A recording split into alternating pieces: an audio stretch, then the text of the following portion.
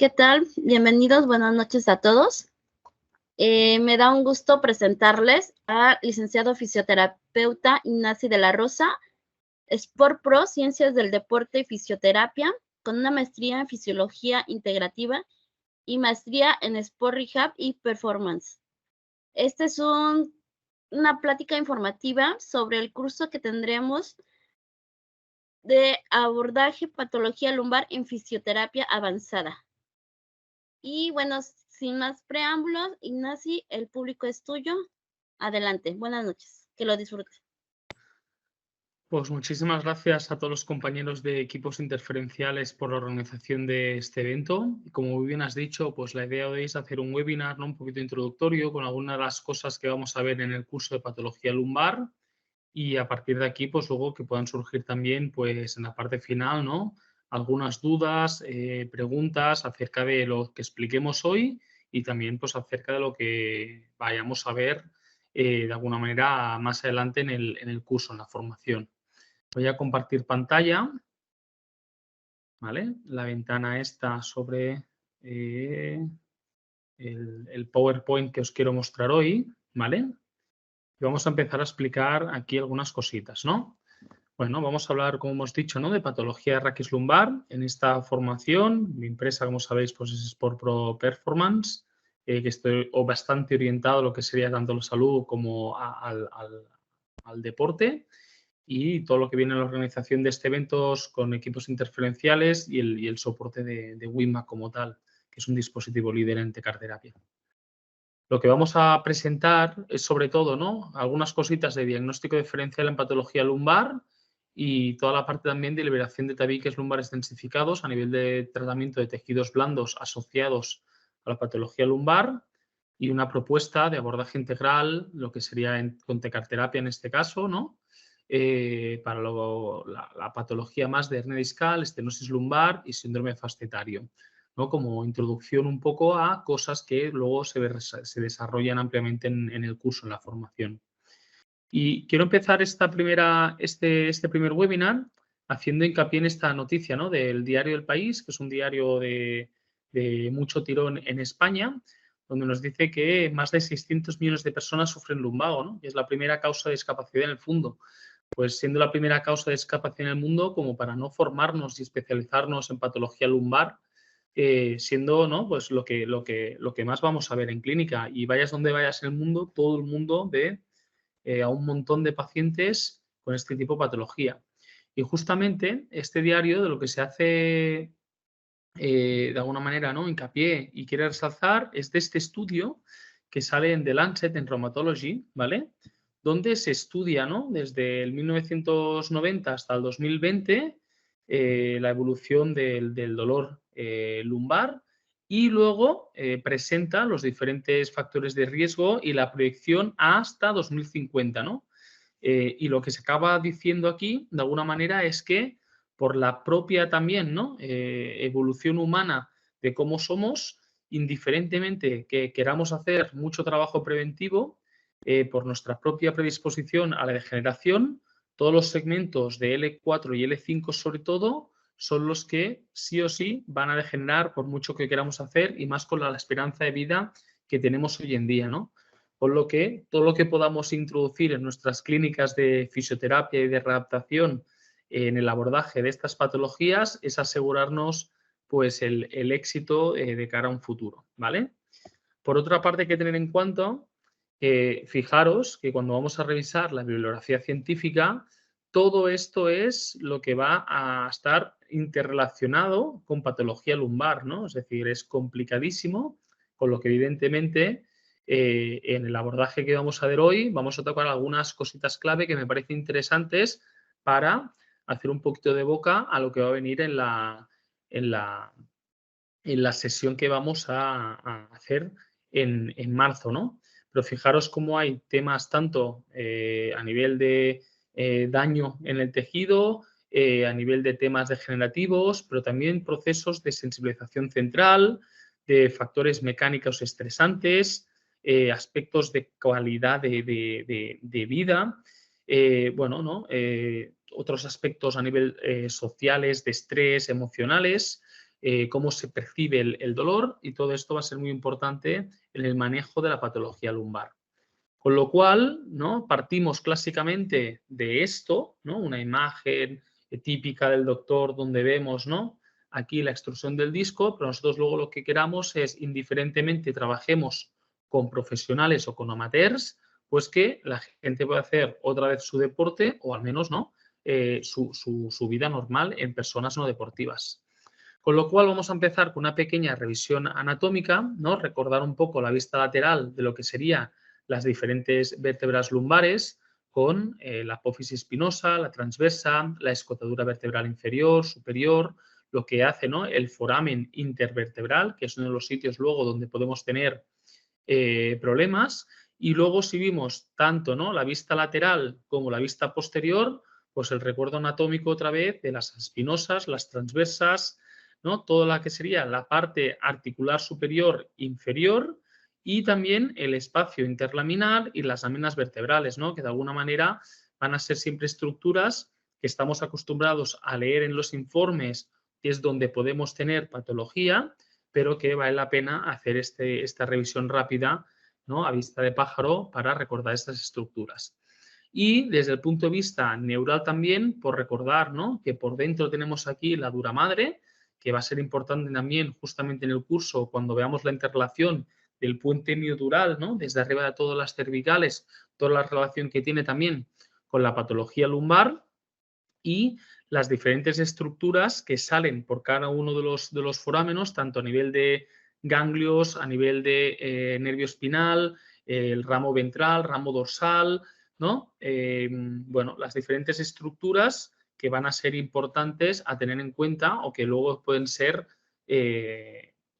susceptibles de ser intervenidas o de tener en cuenta en el tratamiento de este tipo de patología, ¿no? Fijaos ahí también el foramen intervertebral, aquí en la imagen de arriba a la derecha, pues este recuerdo anatómico. Y por otra parte, en toda la parte de tejidos blandos, ¿no? Si hacemos este corte transversal ahora desde un punto de vista anterior, vemos por delante, ¿no? Lo que sería aquí arteria aorta, vena cava inferior, con el músculo psoas, luego aquí ya lo que sería la transversa, y aquí luego lo que sería el cuadrado lumbar, el erector espinal, ¿vale? Y la espinosa. ¿Por qué enseñamos esto? Porque justamente un poquito más adelante veréis cómo estas estructuras de aquí, ¿no?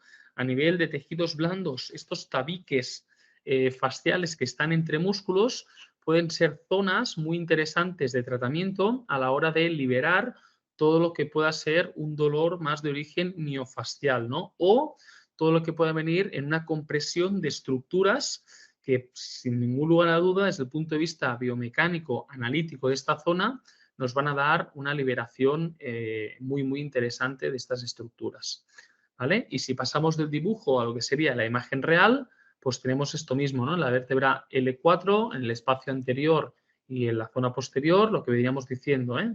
El músculo erector de la columna con el cuadrado lumbar, el psoas mayor y todas las estructuras de tejido conectivo que van a ser muy interesantes a tener en cuenta. Si vamos avanzando un poquito más en esto que decíamos del diagnóstico diferencial, sí que es cierto que cada vez tenemos más bibliografía que nos dice pues, que igual la imagen no es tan importante, pero también tenemos mucha bibliografía que no igual como relación de causa-efecto, ¿no? Es decir, de que veamos un daño y a partir de aquí podamos establecer directamente que este dolor que tiene nuestro paciente es referido a este daño estructural, pero sí que es muy interesante entender mínimamente lo que nos pueden dar una resonancia magnética para, en el momento que tengamos que intervenir como tal, ver o poder correlacionar directamente estructuras que nos van a dar pues, una sintomatología de déficit motor, alteración sensitiva, o ver, como decíamos, ¿no? Algún caso en el que realmente la estructura sí que vaya a estar 100% unida al dolor, a una correlación directa, que sigue habiendo muchísimos casos también de estos. Otra cosa que es en el dolor inespecífico lumbar, donde aquí sí que podemos hablar del pain is in the brain, y que la experiencia de cómo se percibe, ¿no? Cómo se experimenta el dolor va a ser también muy importante. Pero siempre sigue habiendo factores mecánicos importantes a recordar, ¿vale? Y ahí vemos, pues en resonancia magnética, lo que serían los forámenes de conjunción, el espacio paravertebral, la apófisis espinosa, las láminas vertebrales y ya en la imagen de abajo de la izquierda, pues propiamente el cuerpo, los pedículos, lo que serían la zona de las apófisis transversas y las articulaciones facetarias. Si vamos a esta resonancia magnética,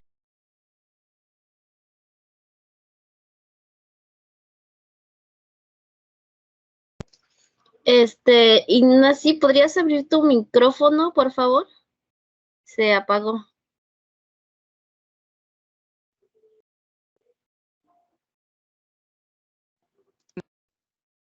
¿ahora me escuchan bien? Listo, ya te escuchamos.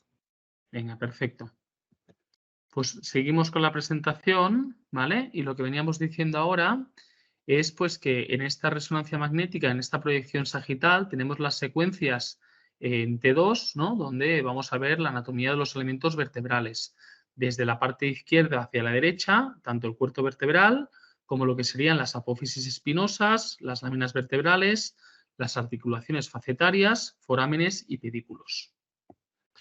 A partir de aquí, ¿cómo podemos interpretar de manera rápida, ¿no? Lo que serían las imágenes en T1, en T2, en contraste a lo que podría ser luego una fase, ¿no? Lo que se llama el MODIC 1, MODIC 2 o MODIC 3, ¿de acuerdo? Y establecer de alguna manera la correlación entre la imagen y la histopatología, ¿de acuerdo? En MODIC 1 lo que vamos a tener va a ser una hiposeñal en T1 más una hiperseñal en T2, ¿no? Y esto está relacionado a las microfracturas, edema o tejido fibrogranuloso vascularizado. En una fase ya de MODIC 2 vamos a tener hiperseñal en T1 más hiperseñal en T2. Entonces, esto lo vamos a poder correlacionar con una infiltración de grasa y una desmineralización, por ejemplo, ósea del hueso esponjoso subcondral. Mientras que en una fase 3 ya los cambios van a ser de hiposeñal en T1 y en T2 y ahí ya es cuando estaríamos diciendo que tenemos una esclerosis ósea con regeneración o remodelación a nivel de hueso subcondral.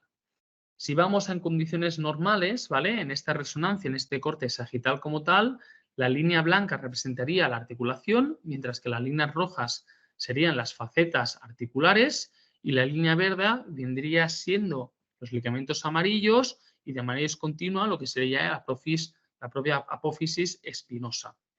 Tendríamos aquí como tal cuerpo con psoas, lo que vendría siendo en el lateral recto cuadrado lumbar, toda la parte del erector espinal y luego las líneas estas que hemos marcado para tener la referencia. A partir de aquí, ¿no? Con este breve repaso anatómico general, más algunas imágenes para tener una referencia de lo que sería resonancia magnética, ¿vale?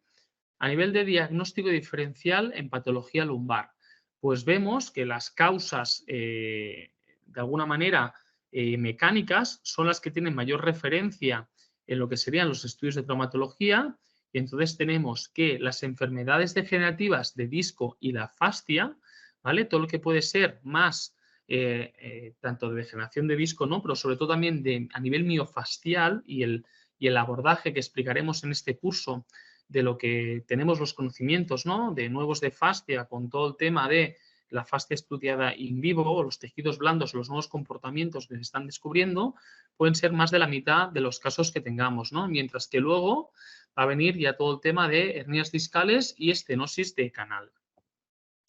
¿Qué sucede? Lo que decíamos antes, ¿no? De alguna manera, en ese cuadro que hemos visto súper multifactorial, que es que justamente el dolor lumbar puede venir a muchísimos factores de riesgo, algunos de ellos que no podemos controlar, ¿no? Como el sexo, por ejemplo, pero sí que hay muchos otros que sí que les podemos de alguna manera controlar, como pueden ser toda la parte de obesidad, tabaquismo, trabajo físico de fuerza, no tiene un buen acondicionamiento y todo esto evidentemente afectado en función de temas emocionales como puede ser el estrés, la ansiedad o procesos depresivos, pues van a favorecer ir a favor o en contra de el propio establecimiento del dolor lumbar, ¿vale? Entonces, si vamos a la parte, ¿no? De estableciendo lo que nos dice la literatura, que tenemos mayor dolor lumbar, que puede ser por degeneración, ¿no? O aspectos miofasciales, en primer momento podríamos tener pues las patologías lumbares de origen muscular o los puntos gatillos, y luego veremos también, ¿no? Un poquito la parte de fascia, que estos van a ser, ¿no? Puntos gatillos miofasciales. Entonces, en este caso, lo que hablamos que son siempre de dolores referidos originados por un punto gatillo que se va a sentir a distancia del origen, ¿no? O va a tener un recorrido como tal. Normalmente, ¿vale? No coincide con el trayecto de un nervio ni con un dermatoma, ¿de acuerdo? Y ahí es cuando podemos pensar, por ejemplo, en alguna patología a nivel de puntos gatillo, ¿vale? Luego veremos mucho más diagnóstico diferencial, ¿vale? Dicho esto, los dolores ligamentarios como tal a veces nos puede dar una irradiación de dolor a nivel ciático, ¿no? Y por eso también es los nuevos estudios ahora que nos están diciendo que no siempre el dolor lumbar va a estar relacionado directamente con el recorrido del nervio, ¿no? Porque luego puede haber muchas otras estructuras que nos den dolores también que van a tener un recorrido y no siempre van a ser estos mismos. Entonces, fijaros, por ejemplo, las áreas de dolor de los ligamentos de la pelvis. Cuando estamos hablando de un ligamento sacroiliaco posterior, ¿cuáles serían las áreas de dolor más referidos? Mientras que estamos en presente de una lesión, por ejemplo, de un ligamento sacrotuberoso, ¿cuáles serían las áreas de dolor? ¿Vale? Entonces, indiferentemente de esto, siempre vamos a tener una limitación de la movilidad que va a oscilar siempre desde signos en flexión, ¿no? Muy positivo en caso de ligamentos interespinosos, a los signos en lateroflexión, que sería en este caso muy positivo en los ligamentos iliolumbares, ¿no? El paciente normalmente viene en una postura antiálgica, es el paciente que entra ya por la consulta en una posición ya muy específica, y el test diferencial se puede hacer mediante la palpación dolorosa de dicho ligamento, ¿no? Y aquí ya vamos estableciendo un poquito diferencias entre el dolor de origen más miofascial al dolor ligamentario. ¿Cómo los diferenciamos, no? Justamente, que estamos hablando de esto, pues fijaros, básicamente vamos a tener un test de flexión de pie mediante el test de diferencial muscular ligamentoso como tal. Entonces, cuando aparece el dolor al inicio del movimiento, normalmente va a estar más asociado a un problema muscular miofascial. En cambio, cuando el dolor sobreviene al final del movimiento, que es donde se va a poner más en tensión ese ligamento, puede estar más asociado al problema ligamentario, ¿vale? Y siempre, de alguna manera, tenemos que hacer ese descarte de lesión discal que va a venir derivado o asociado a esos test específicos, tanto para signos neurológicos como meningios. Ignacy, perdón, Ignacy, estás pasando la presentación porque solo estamos viendo la diapositiva 13. Pues puesto el compartir pantalla. Vamos a dejar de compartir y volver a compartir. A ver. Ay, madre mía. Pues, ¿estáis viendo la diapositiva 13? Ahorita ya te vemos a ti, ya no vemos tu presentación. ¿No veis mi presentación? No, ya no la veo. Pantalla, ventana y compartir. ¿Veis mi presentación ahora? No, estamos viendo tu pantalla, pero no vemos la presentación.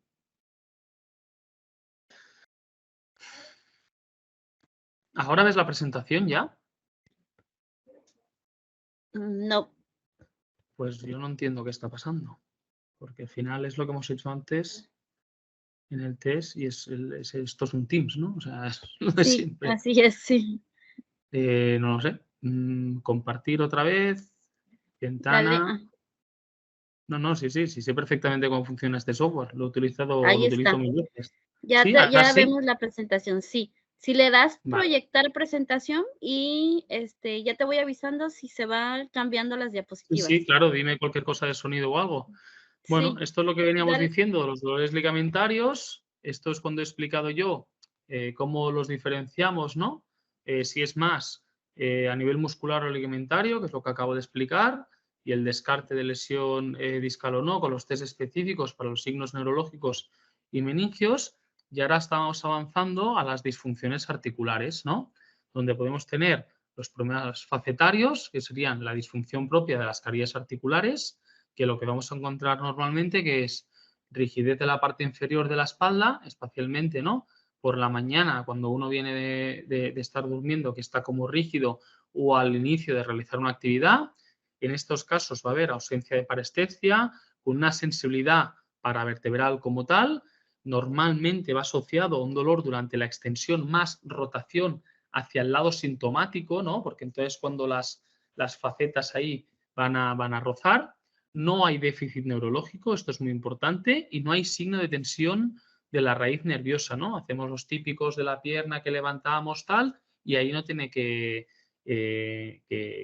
molestar como tal, aunque podemos tener dolor lumbar en la cadera al hacer la maniobra, ¿no? del Straight Leg Raise Test, ¿no? Que es el SLR que os decía.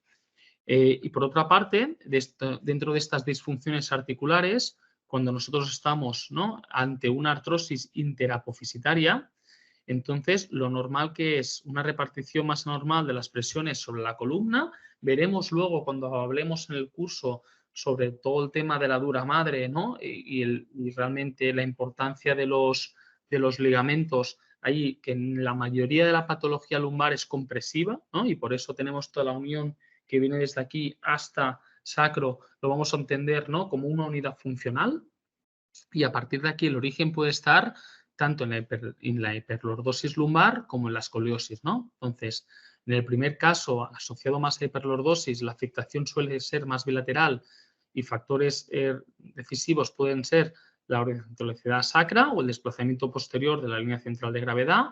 Y en los segundos casos de escoliosis, la afectación normalmente es más unilateral y los motivos son evidentes, ¿no? De alguna manera. Parece Vale. que nos quedamos en la diapositiva 20. No sé si la estás cambiando. Sí que la estoy cambiando, pero no sé qué narices está pasando, la verdad. Es una presentación PowerPoint en la que vamos pasando. ¿Veis ahora el PowerPoint o no? Sí, No sí entiendo. estamos viendo ¿Sí? tu pantalla. Si le das en Vale. presentación, igual y Sí. Pues que le estoy dando en presentación. Estoy desde aquí, desde presentación y cambiando las diapositivas. ¿Aquí ves el cómo lo diferenciamos? No, ahí te estamos, de hecho estamos viendo tu PowerPoint, no estamos viendo como tal la presentación en Pues yo presentación. en mi No sé si pantalla me tengo ya la explico. presentación. No sé si es un tema Ajá. entonces del ancho de banda o no lo entiendo. A ver. Yo estoy en modo presentación ya. ¿Me puedes ver la pantalla única ahora o no? No, te vemos en el PowerPoint. Pues yo le pongo, vamos a dejar de compartir y volver a probar. No sé qué narices Sí. pasa. A ver.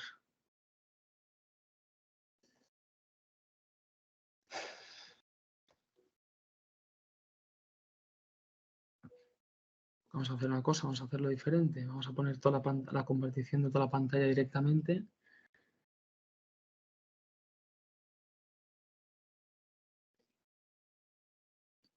¿Me ves ahora la presentación? Sí, ya, ahora sí ya vemos. Sí, venga. Sí. Pues veníamos desde aquí los dolores ligamentarios, he explicado la diferenciación, las disfunciones articulares y ahora estábamos entrando lo que sería el dolor discal, ¿vale? Entonces, los discos intervertebrales pueden ser origen de dolor, no siempre, ¿no? Ya que es lo que decíamos, que esta hipótesis como tal carece o de alguna manera vemos que en muchos pacientes hacemos una resonancia, vemos justamente que puede haber o no esa degeneración del disco, ¿no? Esa desecación o esa práctica de separación del mismo, y en ocasiones es doloroso o no, ¿no? Entonces, tenemos claro que hay una degeneración de esa estructura, pero no siempre va a ir correlacionado con un dolor, ¿vale? Aquí es donde tenemos seguramente mayor cambios entre lo que sería cómo el paciente tiene, ¿no? la percepción de dolor versus la degeneración del disco en este caso, ¿vale? Entonces, las lesiones discales básicamente se producen en varias fases. Para un momento hemos dicho que todo lo que es degeneración discal es patología comprosiva, ¿no? Entonces, tenemos una presión intradiscal aumentada que va a desplazar el eje de movilidad vertebral, lo que provoca ya una divergencia de las carillas articulares posteriores, ¿de acuerdo? A partir de aquí hay una propia tensión del ligamento común vertebral posterior. Entonces, que está ricamente inervado, ya puede ser origen de dolor en forma de bombardeo nociceptivo hacia el segmento medular, ¿no? Entonces, el disco nos está quejando, pero el propio ligamento ya nos empieza a mandar esa información, ¿vale? Entonces, normalmente, cualquier rotación del nervio a nivel sinus vertebral como tal, lo que vamos a tener que es pues, ese espasmo muscular de defensa. Y es aquí también cuando nosotros tengamos, por ejemplo, dolores de nivel miofascial, que eran los primeros que veíamos, pues nos tiene que hacer pensar en que posiblemente estamos en el inicio de una patología de carácter degenerativo discal, ¿vale? Entonces, estos procesos degenerativos como tal, donde hay, ¿no?, mayor tensión muscular, lo que estamos es provocando mayor compresión como tal, pues al final lo que puede suceder es que acabe ya en un inicio de esa protusión discal, ¿vale? Entonces, ese proceso de degeneración como tal, ¿cómo se produce, no? ¿Cómo son estas lesiones? Pues decíamos que los discos de alguna manera van a ser unos amortiguadores. Entonces, normalmente cuando hay esta compresión mantenida pasan a deformarse, ¿vale?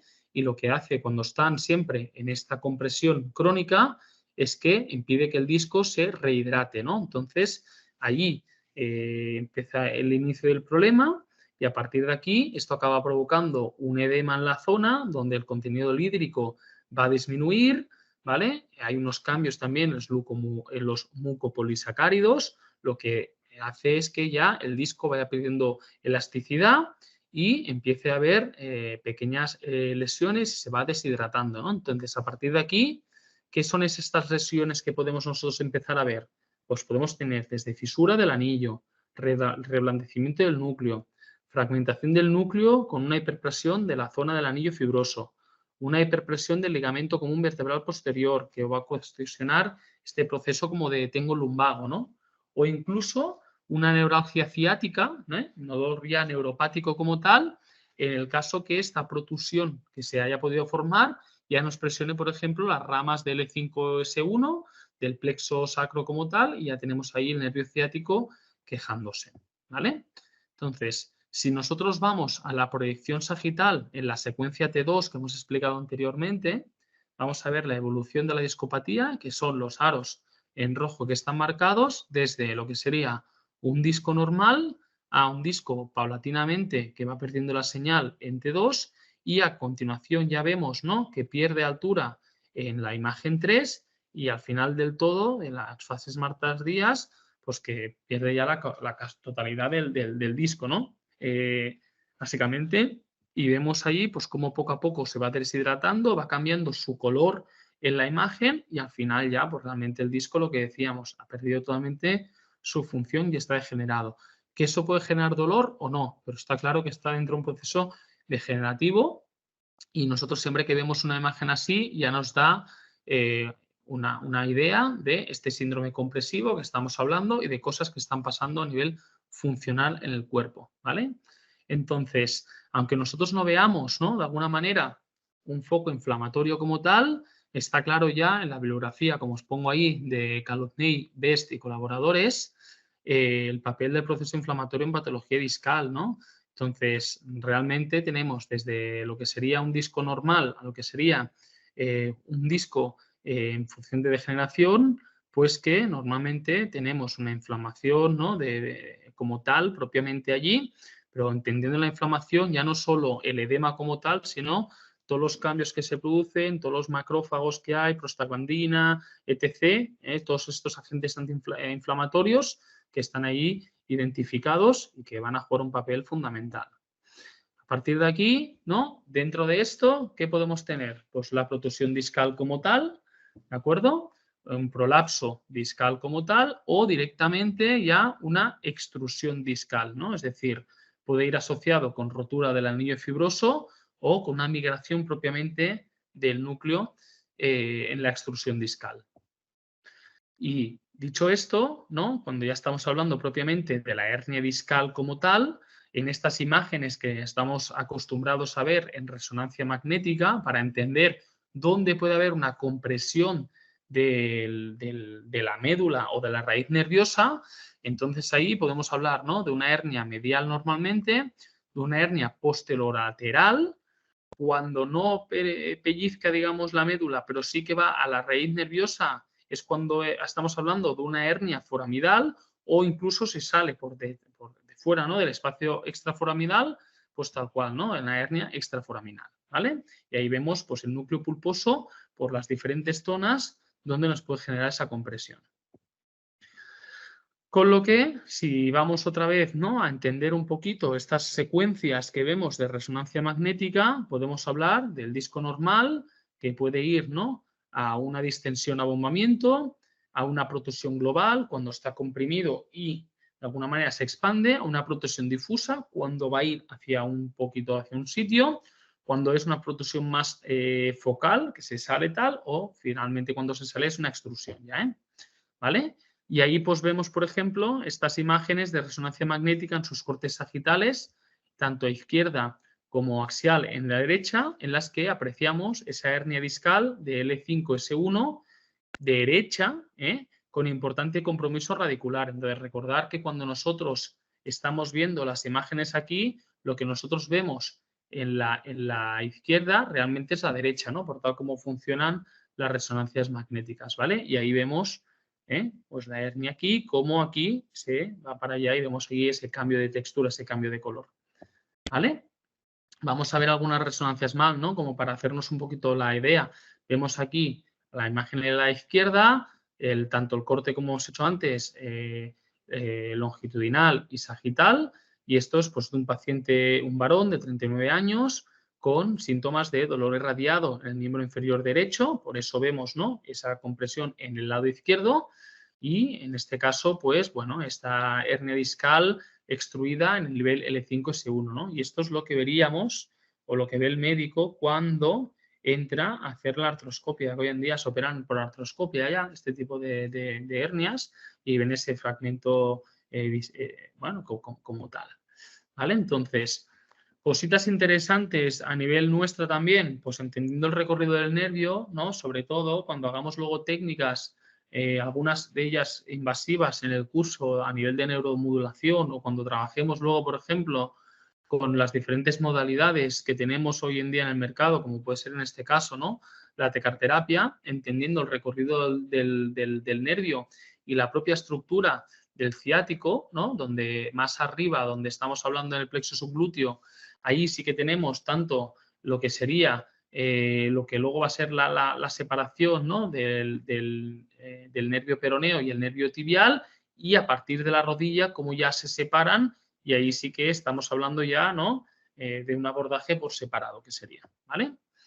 La imagen clásica típica de los dermatomas, ¿no?, que conocemos todos, solo a modo de recordatorio de lo que vendría siendo las diferentes zonas, ¿no?, como tal. Recordar que estos mapas como tal han ido cambiando un poquito, pero sí que para tener una idea general, ¿vale?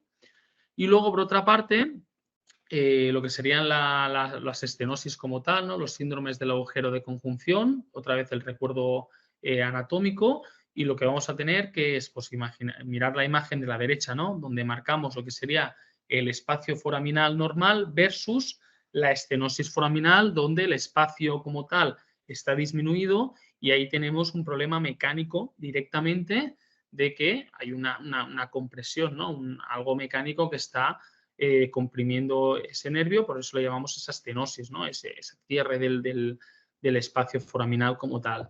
En estos casos, pues bueno, ahí realmente a la que empieza a haber ya un cambio, una alteración sensitiva o motora que nos remite, estos sí que son casos de urgencia de intervenir quirúrgicamente cuanto antes, porque a la que se ha establecido el problema como tal, si no, no es reversible. Aquí no hay fisioterapia en este caso que valga, depende cómo, ¿vale? Entonces, bueno, una vez descartada la hernia discal como tal, ¿no?, otras causas que pueden comprimir la raíz nerviosa, pues serían osteofitos anteriores en la zona interapofisaria, ¿de acuerdo?, osteofitos posteriores en la discartrosis como tal, o ese abombamiento anular hacia el agujero de conjunción en las discartrosis, ¿de acuerdo? Y en esta clínica del síndrome del agujero de conjunción, normalmente el dolor en posición de pie mantenida disminuye con el reposo, ¿vale? Entonces, hay una ausencia del signo del Streck-Line Test, es negativo, ¿vale? No hay una posición antálgica como tal, no hay un dolor al toser, ¿vale? En contraposición, a lo que hablábamos anteriormente de las hernias, ¿no? Y lo que sí que vamos a tener que es esa rigidez lumbar en flexión y sobre todo en extensión y flexión lateral con rotación al mismo lado. ¿Por qué? Porque estamos cerrando todavía más el espacio, ¿vale? Generamos más compresión. Normalmente los pacientes que tienen estenosis, cuando descansan, se sientan en una silla, como se abren los espacios, mejoran. En cambio, los pacientes que vienen con una hernia no pueden estar mucho rato sentados delante del ordenador o en un sofá o tal, porque justamente lo que hacen que es pues, salir el disco más hacia afuera y estos pacientes que necesitan, pues al revés, ponerse de pie y andar un poquito o apoyarse así en la mesa para relajar la espalda y ponerla con su curvatura normal, porque esto es como que les descarga la espalda, ¿no? Les relaja, necesitan levantarse porque si no están siempre con esa tensión en la espalda o que tienen mayor dolor, ¿vale? Entonces, ahí vemos, ¿no? Pues esas distancias normales o anormales, ¿de acuerdo? En estas estenosis de los recesos laterales y en los forámenos, y vemos ahí pues algunas imágenes de alguna manera de archivo en resonancia magnética para que nos hagamos una idea.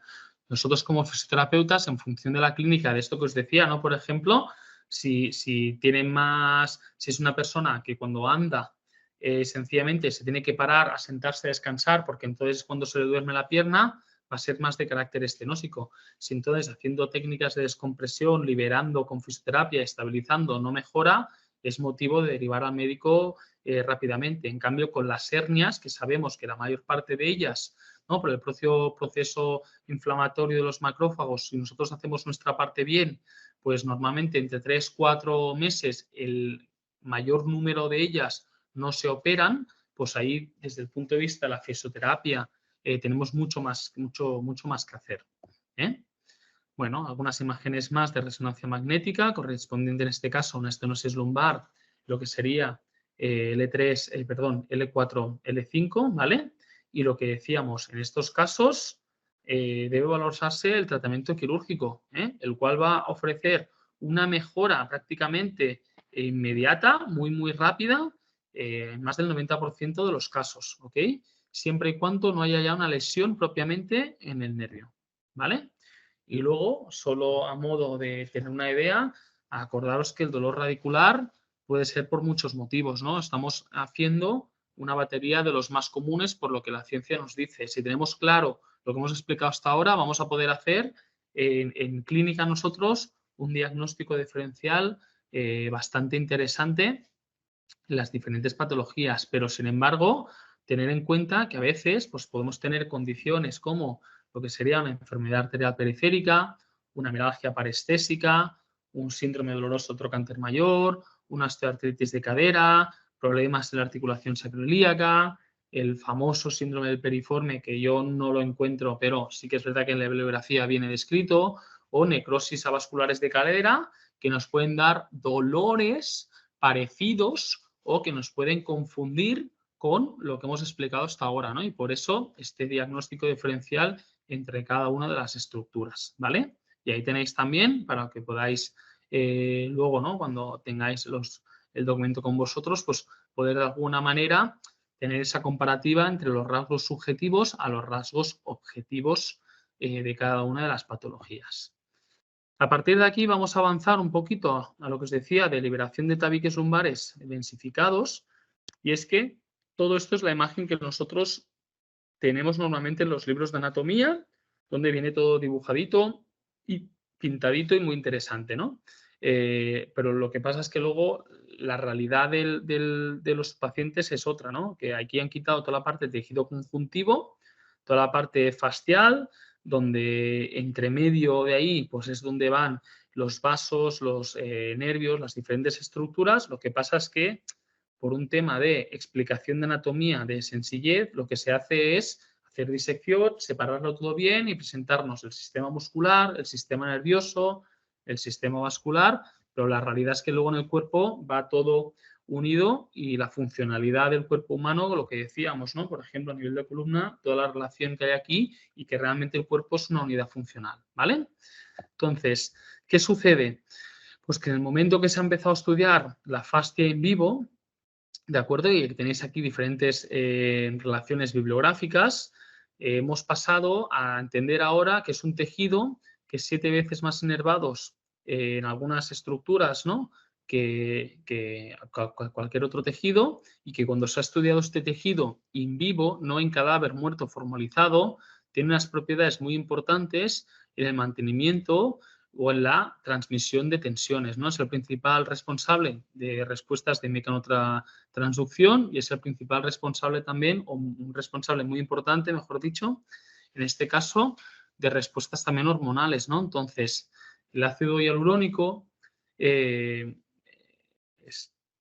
un glucosaminoiclano ionado no sulfatado que lo que va a hacer es infiltrarse en las diferentes capas del tejido para permitir que haya un buen sliding, ¿vale? Un buen deslizamiento entre capas. Cuando nosotros venimos de un proceso inflamatorio, ¿no? O de un proceso quirúrgico, por ejemplo, o de gestos repetitivos continuos tal, aquí se van perdiendo propiedades como tal, el ácido hialurónico aumenta su peso molecular, va empeorando el sliding entre capas y podemos tener procesos de densificación, ¿de acuerdo? Y esto puede ser uno de los principales problemas de la fascia profunda como origen de dolor miofascial, ¿no? No solo los puntos gatillo, sino estas conexiones como tal que pueden generar dolor, ya que la fascia toracolumbar, por ejemplo, está ricamente inervada en nociceptores, ¿vale?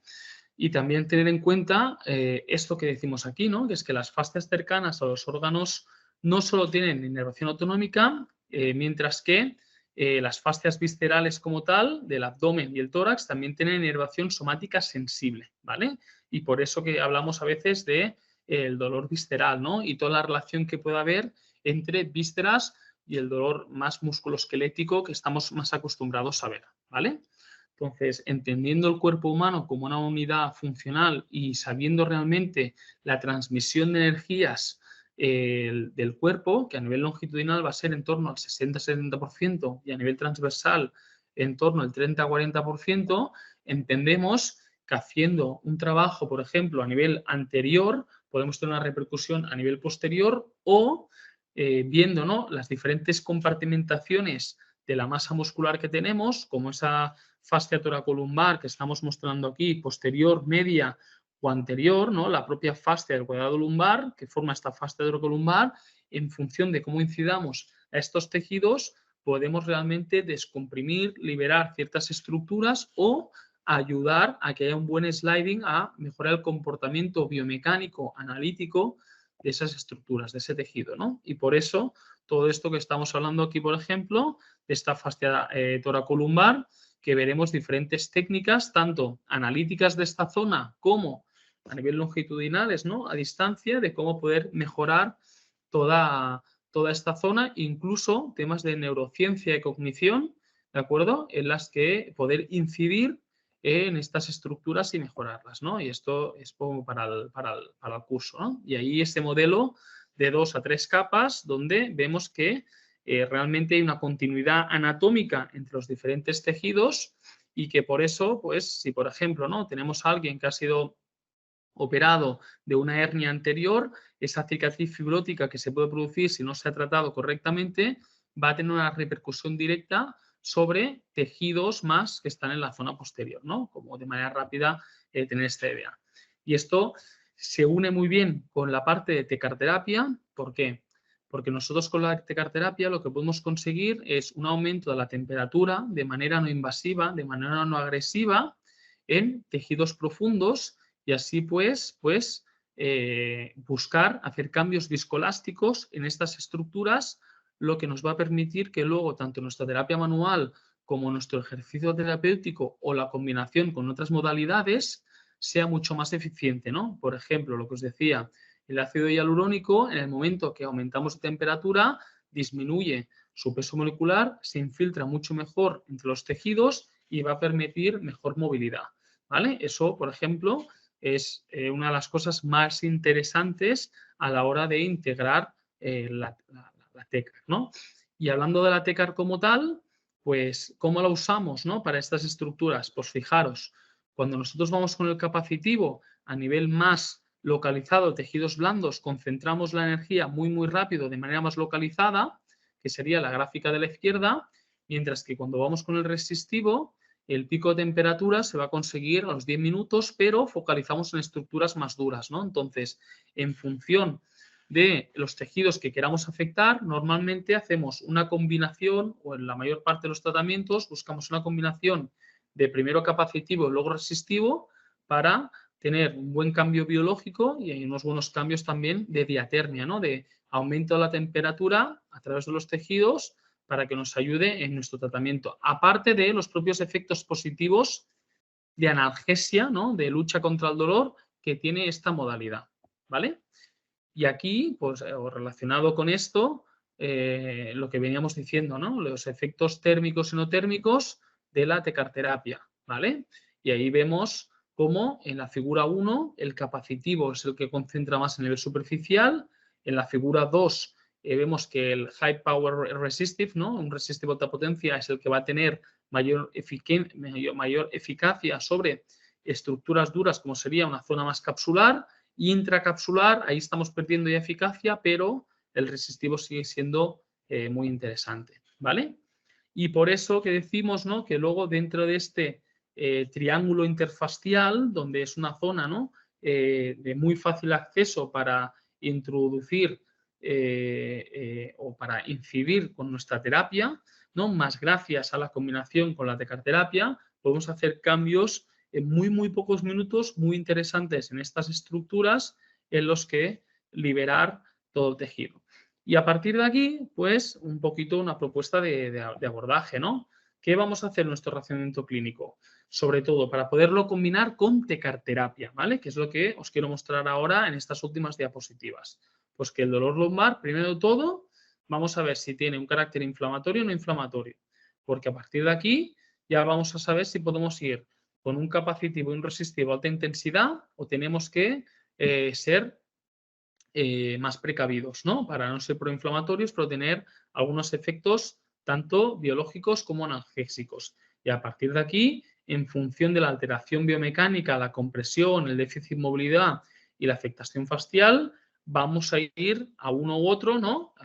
Enfocando hacia la hernia, el dolor facetario, la estenosis, ¿vale? Y ese sería el racionamiento clínico. Entonces, si nosotros tenemos una hernia posterolateral, ¿vale? Que puede haber un proceso inflamatorio como tal, ¿vale? En estos casos, ¿qué hacemos? Pues vamos más con una modalidad capacitiva, ¿no? Directamente en la zona lumbar, a intensidades y temperaturas bajas y a 300 kHz, porque es lo que nos va a dar mayor profundidad en nuestro tratamiento, ¿de acuerdo? Y en estos casos, los tiempos de tratamiento van a ser mínimos de 20 minutos, porque lo que buscamos es con un campo electromagnético no muy potente, es ayudar a normalizar toda la parte biológica y analgésica, ¿vale? Y aquí es lo que estábamos diciendo, ¿no? En patología como tal, en hernia discal posterolateral, en diferentes fases de progresión, vemos como al principio de todo estamos trabajando sobre todo con capacitivo a bajas intensidades, mientras que cuando vamos, ¿no? A fases más avanzadas, ¿no? Pues entonces ahí ya en una fase subaguda ya vamos a trabajar también capacitivo con resistivo, más una integración de corrientes de 2 hercios, por ejemplo, que nos permite realizar todos los dispositivos, en este caso Wingback, ¿vale? Trabajando también en movimiento, ¿no? Todos los trabajos activos de neurodinamia, de cadena posterior, de core, con todas las partes de extensiones de Mackenzie, por ejemplo, ¿no? Y esto lo estamos viendo solo así ahora como idea conceptual, pero la gracia en el curso es todo esto ponerlo en práctica, ver qué ejercicios se tienen que hacer, ¿no? En cada una de las patologías con un buen razonamiento clínico y ver cómo y qué tipo de técnicas de terapia manual podemos integrar. Muy fácil, ¿no? Infinitamente ejercicios más, pero en un principio a veces menos es más. ¿Qué me refiero? Que algunos ejercicios específicos realmente bien ejecutados, ¿vale? cuando nosotros vamos a tener que trabajar con alguien que igual viene algunos días a consulta, donde vamos a hacer una terapia y les vamos a enseñar algunos ejercicios, luego para que puedan ellos reproducirlos en casa, y nuestra experiencia es que es mejor pocos ejercicios y muy bien hechos y muy específicos para lo que queremos, ¿no? Que igual pues le hacemos buscar rotación hacia un lado, pero no hacia el otro. Le hacemos buscar hacer un puente de glúteo, pero con una preactivación del transverso, donde busquemos luego una buena sinergia de cadena posterior glúteo isquio sin una sobreactivación de la musculatura lumbar, ¿vale? Es decir, o un ejercicio como vemos aquí, que os enseño el ratón, de gato-caballo, pero en el que igual lo que hacemos solo es ir hacia la concavidad, no hacia la convexidad, ¿vale? En función de las diferentes estructuras que hemos ido viendo en el diagnóstico diferencial, ¿vale? En síndrome fascetario, que no hay inflamación, pues ahí podemos ir directamente con la combinación de capacitivo-resistivo, trabajando directamente el core para dar estabilidad, con todo el recorrido a nivel zona de las salidas de los nervios, ¿vale? Y con todo el tema de ADM, de cadena posterior, de movilidad, de descompresión, ¿vale? Es decir, podemos ir desde el principio mucho más agresivos, ¿vale? Y lo que os decía, ¿no? Vamos a tener una evolución en la que desde el principio vamos a poder ser mucho más agresivos con los dispositivos a buscar cambios, ya que no hay un proceso inflamatorio agudo como tal, sino es puramente más degenerativo, ¿vale? Y en el caso de la estenosis, pues como va a haber la ausencia también, ¿no? Como tal, allí, pues sobre todo la parte de movilidad hacia la flexión, que es lo que marcamos aquí abajo en negro, vamos a ir también con resistivos ya de alta intensidad, buscar hacer cambios viscoelásticos en el tejido para mejorar ahí que haya esa liberación, esa movilidad de la estructura. Lo que pasa que es lo que hemos dicho, estenosis, siempre que no veamos una evolución en el tratamiento y que el dolor radicular puede ser de larga duración, es condición sine qua non de mandarlo al médico, de derivarlo al médico, porque posiblemente pues pueda ser un caso quirúrgico, ¿vale? Y hay un poquito pues lo mismo, ¿no? La evolución como tal. Y hasta aquí la presentación que os quería hacer hoy, ¿no? Un poco introductoria de esta contextualización de lo que sería patología lumbar, con el diagnóstico un poco diferencial entre estructuras, a lo que sería también, ¿no? Lo que la tecarterapia nos puede ofrecer de manera muy genérica, y algunos abordajes de tratamiento, ¿no? Como para tener un poco una idea. Voy a dejar ya de compartir pantalla. Y ahora, pues, soy todo vuestro en el sentido de cualquier duda, cualquier pregunta, todo lo que me queráis lanzar o preguntar también de la formación, es el momento. A nivel de formación, ¿vale? Os voy a comentar, a partir de la próxima semana, del día 4, vais a tener colgado 4 horas online de introductorias, en las que hablaremos, ¿no? Pues esto de diagnóstico diferencial, temas de imágenes, para esta parte, digamos, más teórica como tal, que la podáis ver tranquilamente desde casa, para luego, cuando hagamos la parte presencial, pues que podamos ir mucho más ya a las técnicas, ¿no? Directamente a ver en qué casos hacemos cada cosa y en sacarle el máximo rendimiento posible al curso, a la parte práctica presencial, ¿vale? Y donde hemos puesto la parte de ejercicio terapéutico, terapia manual con abordajes fasciales muy interesantes y también abordajes invasivos, ¿de acuerdo? No sé si alguien tiene alguna pregunta, sería el momento ahora de hacerlo. Veo por aquí, ¿no?, algunos compañeros que dicen que no pudieron ver el principio, el vídeo. Yo creo que los compañeros van a colgar luego el webinar, y de todas maneras, a todos los que os apuntéis al curso, luego vais a tener, como os digo, 4 horas pregrabadas de información específica para que lleguemos todos ya a la parte práctica rodados, para entendernos. Gracias, Ignasi. Aquí hay una pregunta de Gris. Comenta cuándo son las fechas de la formación. Claro, mira, pues las fechas de la formación son el fin de semana de marzo, del 16 y 17, me parece que es. Espera, que no me equivoque yo ahora de día, sí, 16 y 17. 16. Es el fin de semana, el 16 y 17 en Guadalajara. Esto los compañeros de interferenciales os pueden dar la información precisa, ¿no? De los horarios, todo, pero la idea es estas 4 horas online y luego aprovechar todo el fin de semana bien para poder hacer toda la parte práctica. Otra pregunta de Nayeli.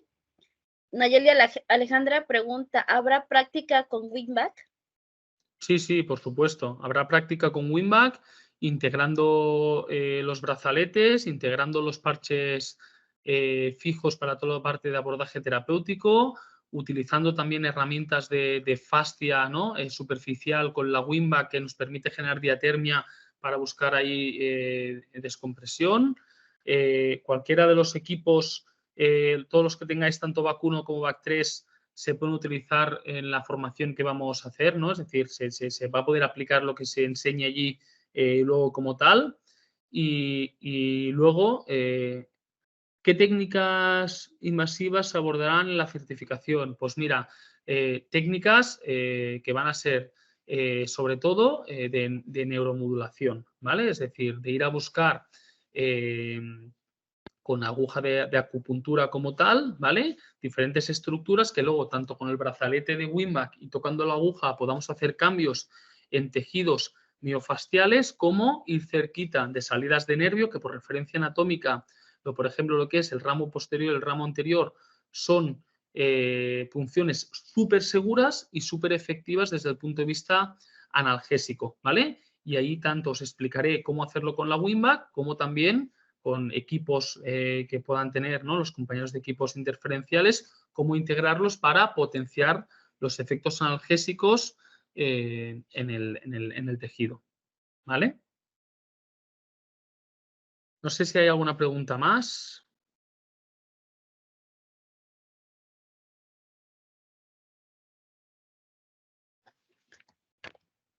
Sí, hay otra pregunta.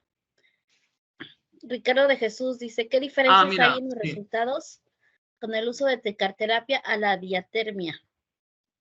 Claro, es que el tema está, ¿vale? Mira, todos los dispositivos que produzcan un aumento de temperatura en los tejidos se les puede considerar diatermia, ¿vale? Lo que pasa es que la tecarterapia, gracias a las dos modalidades que tiene, capacitivo-resistivo, lo que puede hacer es, uno, concentrar ese aumento de temperatura más a nivel superficial o más a nivel profundo, donde estructuras profundas se van a calentar antes que en superficie, por la reacción de los tejidos al paso de esa corriente eléctrica. Y además, lo bueno de la tecarterapia es que siempre vas a tener una estimulación biológica con normalización de potenciales de acción y aumento del metabolismo celular, con lo cual ahí siempre en todo lo que sea patología como hernia, en las fases inflamatorias, la tecarterapia nos va a aportar algo más que no una diatermia convencional, ¿vale? Más toda la parte analgésica, debido a que hay una interferencia sináptica de los receptores, por la altísima frecuencia a la que estamos trabajando con los dispositivos de tecarterapia, ¿no? Entonces, la tecarterapia, que dentro del espectro electromagnético es radiofrecuencia, uno de los efectos que produce es el de diatermia, ¿no? Es el de aumento de la temperatura en los tejidos. Pero no todos los dispositivos que aumentan, que calientan el tejido, van a ser una tecarterapia. ¿Me explico? ¿No? Ahí tenemos esos principios biológicos importantes que se van a explicar, se van a repasar para ver realmente cómo podemos integrar.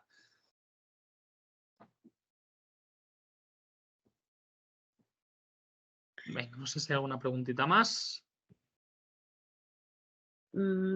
¿Alguien más tiene alguna duda o pregunta, comentario?